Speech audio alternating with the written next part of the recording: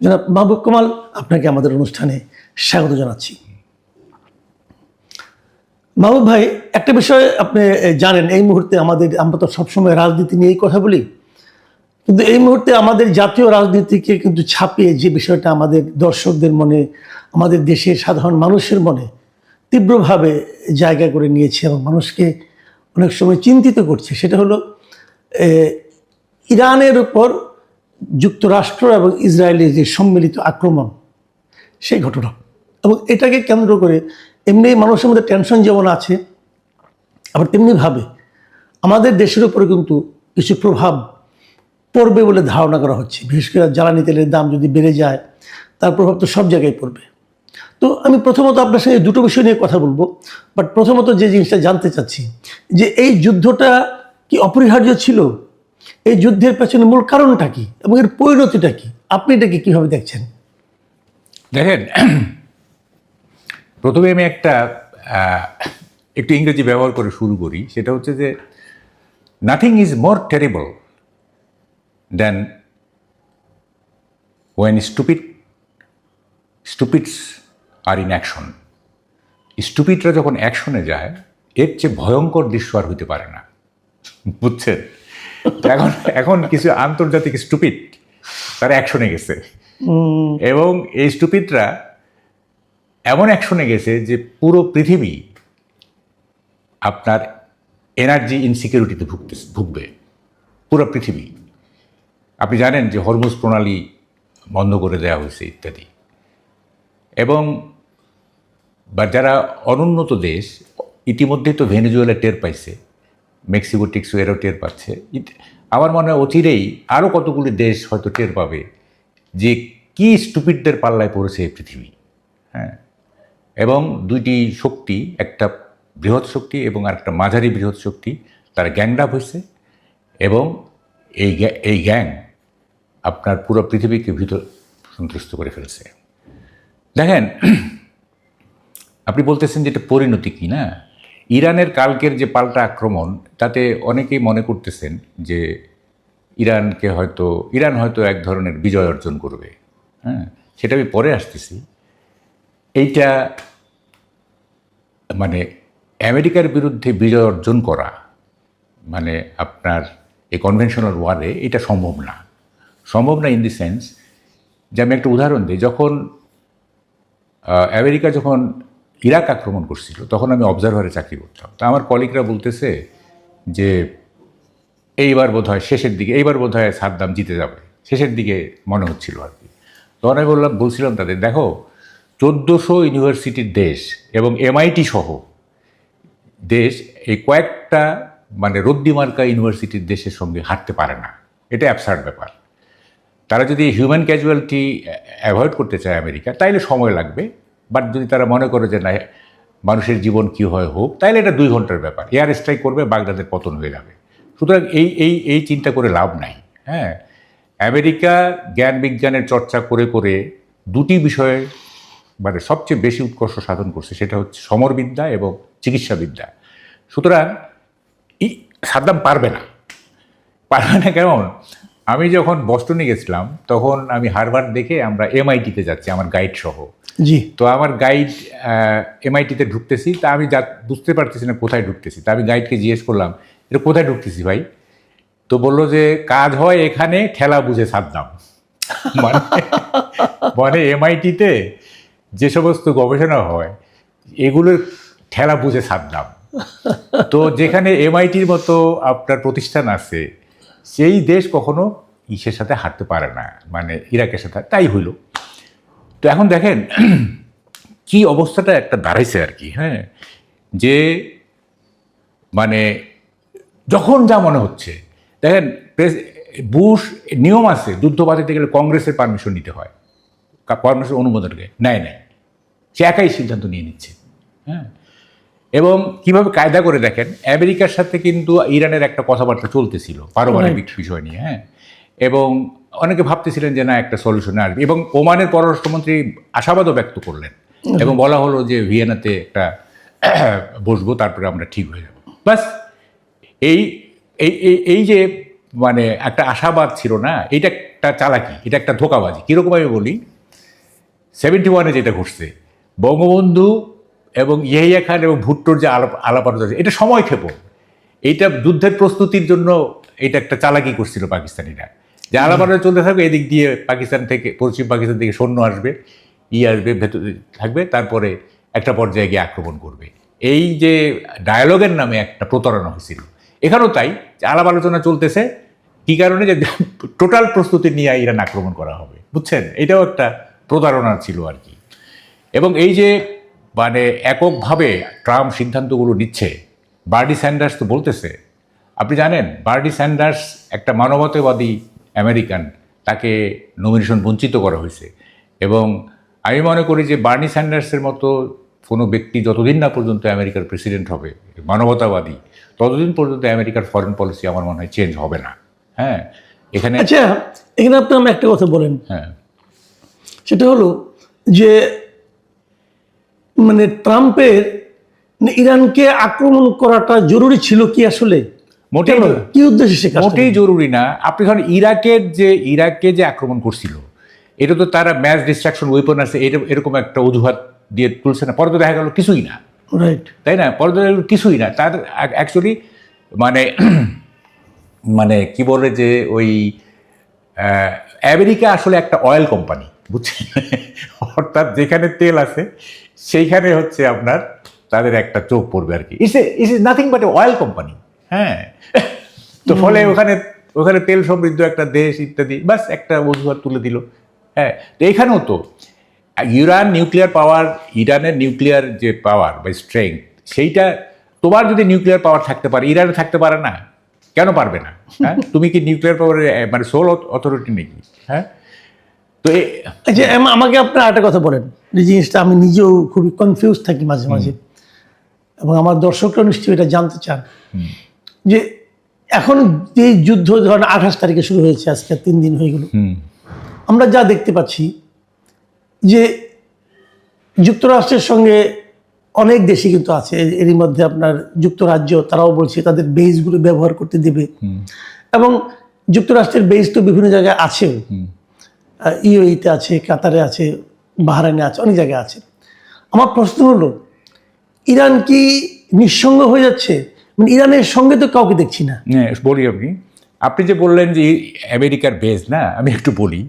দেখেন, নাবিকদের নাকি বন্দরে বন্দরে গার্লফ্রেন্ড থাকে, যেখানে তারা অ্যাঙ্কর করে সেখানে ধরে যে 2 দিন থাকবে, ওখানে তার একটা গার্লফ্রেন্ড থাকে।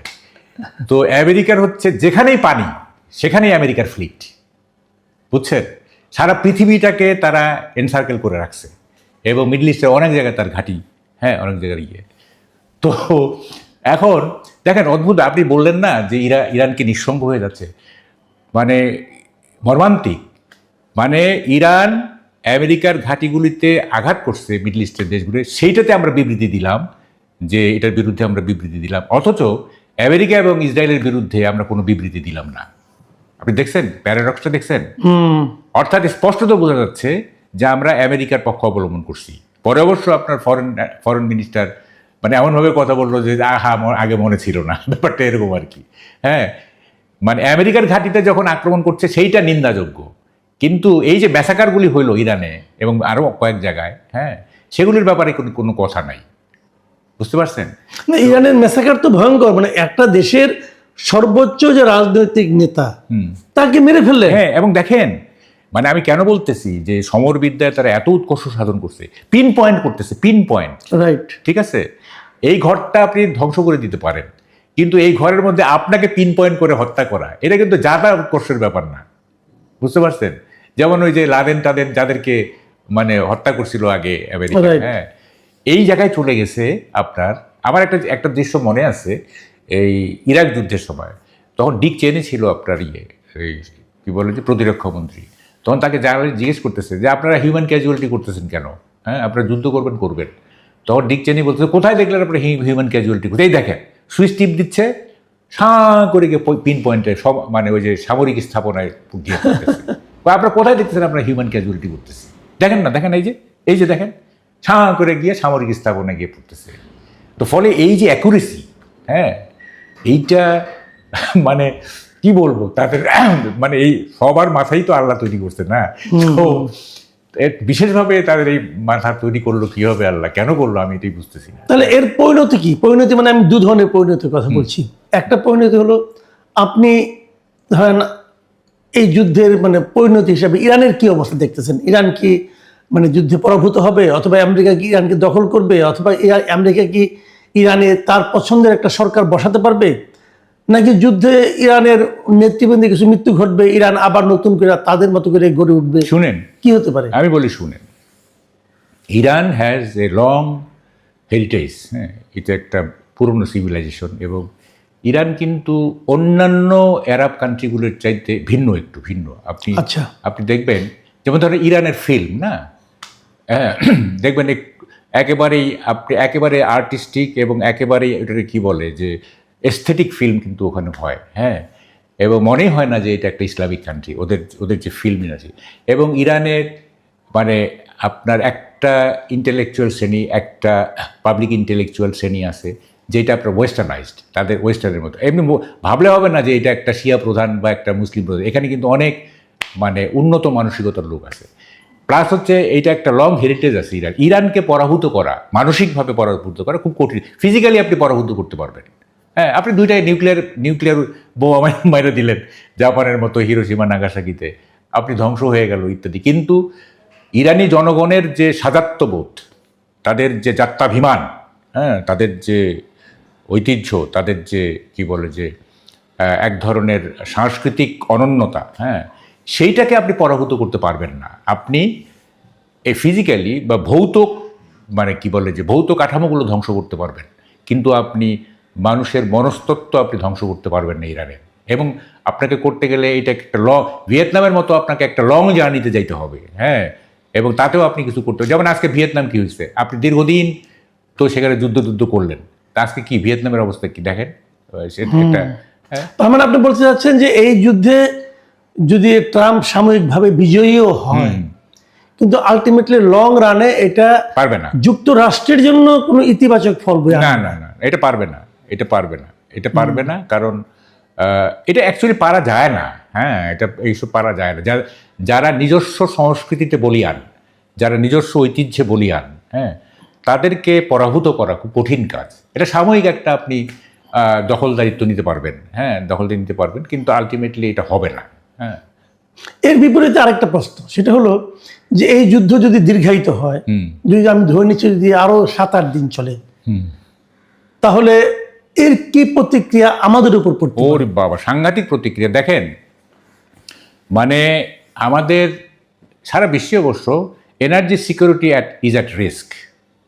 রিস্ক কেন দেখেন, একটা হচ্ছে যে আপনার তেলের দাম কিন্তু মানে এক লাফে জাম্প করে কিন্তু 10% বেড়ে গেছে, এখন ব্যারেল প্রতি কিন্তু $80, হ্যাঁ, এটা অনেকে সাসপেক্ট করতেছে এটা $100 চলে যেতে পারে, ঠিক আছে।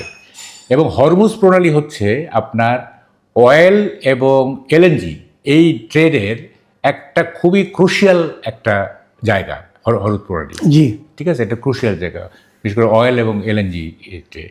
তো সেইটা তো বন্ধ হয়ে গেছে। এবং দেখেন আমাদের কিন্তু কিছু শিডিউল আছে, মার্চ থেকে মে পর্যন্ত অনেকগুলো কার্গো শিপমেন্ট কিন্তু শিডিউল করা আছে এলএনজির, এটা রিস্ক পড়ে যাচ্ছে, তাই না? মানে হরমুজ প্রণালী যদি আপনার খুলে দেওয়া না হয়, তাহলে তো এই কার্গোগুলো আসবে কীভাবে, এই এলএনজি আসবে কীভাবে, এই শিডিউলগুলি ডিসরাপ্টেড হবে না? তো ফলে যখন আপনি অয়েলের দাম বাড়বে, হ্যাঁ, বাড়তেছে তো বাড়তেছে এবং জাম করতেছে রীতিমতো, হ্যাঁ, তো ফলে এইটা কী হবে, এইটার ইমপ্লিকেশন কী হবে, এইটার সাইড এফেক্টগুলি কী হবে? অয়েলের দাম বাড়া মানে হচ্ছে আপনার এসেনশিয়াল কমোডিটির উপর এটার প্রভাব পড়া, রাইট, ঠিক আছে, এসেনশিয়াল কমোডিটির প্রভাব পড়া, এবং মানে এন্টায়ার এনার্জি সিকিউরিটিটা আপনার ডিসরাপ্টেড হয়ে যাবে যদি এই যুদ্ধ বেশি দিন কন্টিনিউ করে, এবং মানে হরমুজ প্রণালী সহ অন্যান্য জিনিসগুলি যদি স্বাভাবিক অবস্থায় ফিরে না আসে। এবং আমি বলি কি, এই অবস্থার মধ্যে আমাদের অনেক কিছু করণীয় আছে, হ্যাঁ, এটা কে বলবো এটা? জি প্লিজ বলেন। আমাদের এখন দরকার হচ্ছে কি জানেন, একটা টাস্ক ফোর্স গঠন করা, একটা টাস্ক ফোর্স প্রধানমন্ত্রীর নেতৃত্বে। সেই টাস্ক ফোর্স সব কিছু মনিটর করবে। কিরকম মনিটর করবে? একটা হচ্ছে যে মিডল ইস্টে যারা রিস্ক জোনে আছে আমাদের প্রবাসীরা, কিছু সেফ জোন নিশ্চয়ই আছে, কিন্তু যারা রিস্ক জোনে আছে তাদেরকে রেস্কিউ করা। আচ্ছা, এবং এটা রেস্কিউ করতে গেলে এই টাস্কফোর্স ওই সব দেশের যে দূতাবাসগুলি আছে তাদের সাথে যোগাযোগ রাখবে এবং কীভাবে ঝুঁকিপূর্ণ এলাকাগুলি থেকে আমাদের রেস্কিউ করে। আমরা কিন্তু এগুলো আগে করছি, ইরাক যুদ্ধের সময় কিন্তু আমরা নিয়ে আসছিলাম। ইভেন 2011 সালে যখন গাদ্দাফির পতন হইল তখনও কিন্তু আমরা ওখান থেকে অনেককে ফেরত নিয়ে আসছিলাম। তো এখন ধরেন যে ঝুঁকিপূর্ণ যারা আছে তাদেরকে ফেরত নিয়ে আসা এক। 2 নম্বর হচ্ছে আপনার এই যে তেলের দাম বাড়ার কারণে বা অন্য যে কোনো কারণ হোক আমাদের যাতে নিত্যপণ্যের বাজার অস্থির হয়ে না ওঠে, কারণ এখানে তো অসৎ ব্যবসায়ীর কোনো মানে সংখ্যা নিরূপণ করা যায় না। অসংখ্য সিন্ডিকেট আছে এবং অসৎ ব্যবসায়ী আছে, তারা একটা সুযোগ নেবে। এটা একটা মানে যত না বাড়ানো যেতে পারে তার চেয়ে বেশি বাড়ায় দিবে আর কি। হ্যাঁ, কারণ এটা সুযোগ সন্ধানী থাকবে। তো এই সিন্ডিকেটগুলিকে কন্ট্রোল করা, বাজার নিয়ন্ত্রণ করা, তারপরে এই আইওএর সাথে যোগাযোগ করে, ইন্টারন্যাশনাল অর্গানাইজেশন অফ ইমিগ্রেশন, তাদের সাথে যোগাযোগ করে ওই ঝুঁকিপূর্ণ এলাকা থেকে আমাদের প্রবাসীদের ফেরত আনার একটা ব্যবস্থা করা। আমাদের শ্রমবাজার যাতে ঝুঁকিপূর্ণ না মানে ঝুঁকিতে না পড়ে এই কি বলে যে মিডল ইস্টে, সেটার একটা আপনার কি বলে যে ইয়ে করা, ব্যবস্থা নেওয়া। কারণ আমাদের দেখেন আমাদের রেমিটেন্স তো হচ্ছে আমাদের একটা অর্থনীতির একটা অন্যতম, তাই না? এখন তো অনেক ক্ষতিগ্রস্ত হয়ে গেছে রেমিটেন্সের বিরাট। যেমন আমরা গত 18 মাস ভালো ছিলাম অর্থনৈতিকভাবে, তেমন কোনো বড় ধরনের দুর্গতি হয় না। এটার একটা বড় কারণ কিন্তু রেমিটেন্স। হ্যাঁ, তো ফলে এই রেমিটেন্সের একটা ঝুঁকিতে পড়বে, সেইটা কিভাবে মোকাবেলা করা যায়, মানে প্রত্যেকটা বিষয় হ্যাঁ একটা টাস্কফোর্সের আওতায় আনতে হবে। এবং টাস্কফোর্স প্রধানমন্ত্রীর নেতৃত্বে হোক বা যেভাবে হোক মন্ত্রণালয়গুলির একটা কোঅর্ডিনেশনের মাধ্যমে হইতে পারে। হ্যাঁ, একটা টাস্কফোর্স করে তারা এগুলো মানে মনিটর করবে যে কোথায় কি হচ্ছে না হচ্ছে। জি, অনেক ধন্যবাদ জনাব মাহবুব কামাল। আমরা আসলে বর্তমানে যে সংকটের প্রকৃতি সম্পর্কে জানলাম, এবং এখানে আসলে আমাদের তেমন কিছু করার নাই, কিন্তু তারপরে যতটুকু করার যেতে পারে সেই ব্যাপারে মাহবুব কামাল সাহেবের যে পরামর্শ, একটা টাস্ক ফোর্স গঠন করা এবং তার মাধ্যমে তড়িৎ গতিতে এগুলি সবগুলি সম্পন্ন করা, এই প্রস্তাবনাটা আমরা আশা করব সরকার ভেবে দেখবেন। প্রিয় দর্শক, এখন এই পর্যন্তই।